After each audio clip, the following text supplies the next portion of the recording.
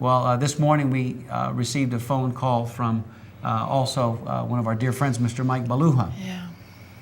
And we've got another bit of bad news for you.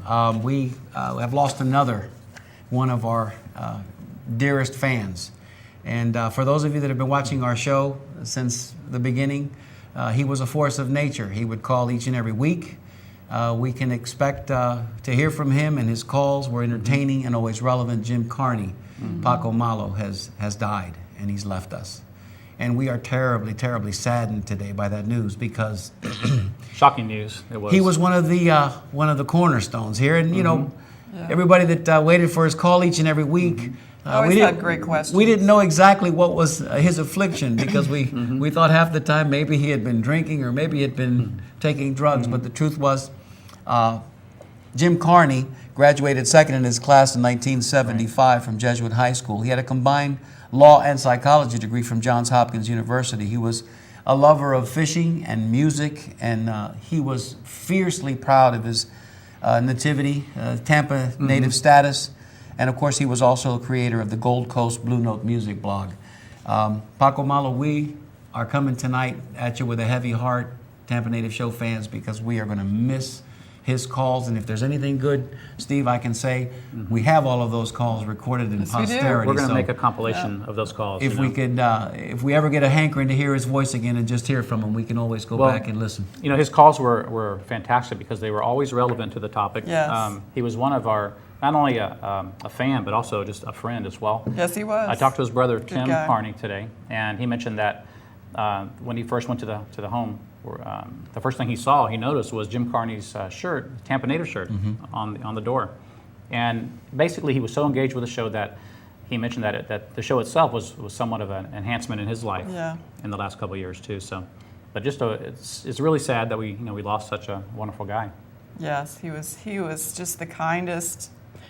A very special Tampa native and special to all of us on the show. I remember the first time that we met him up at Amaryllis to give him a signed photograph of us, and he was so thrilled with that, and I'm sure he still had that as well. But he just always had something nice to say to us, and he was a great Tampa native and a great fan of our show, and he will be missed so much, really.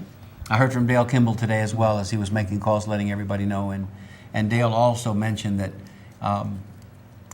he felt and Jim felt that the show each and every week brought a great deal to Jim, and I can say as the host of the show, and I speak for my co-host, Jim brought a great deal to us as well. Did. So we're going to miss you, Paco. We will. Absolutely. And we're going to feel your presence here with us all the time. And wherever you are now, find Big Cracker, and you two guys conspire now, okay, to help us keep going forward, because I know that you guys will. Yeah.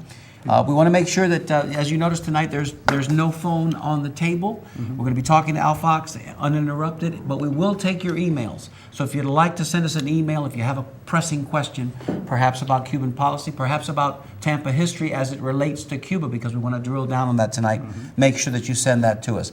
Also, let me say, we'll remind you at the end of the show, last week's show with Al, for those of you that may have missed it, will be, we forgot to bring up Jim's picture.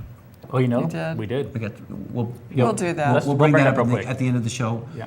Why don't we do that at the end of the show? We can do that, yeah. All right, we'll bring that picture up We'll at the end of the show. Last week's show with Al Fox will replay immediately after this show, channel 36 Verizon and channel 949 on Bright House.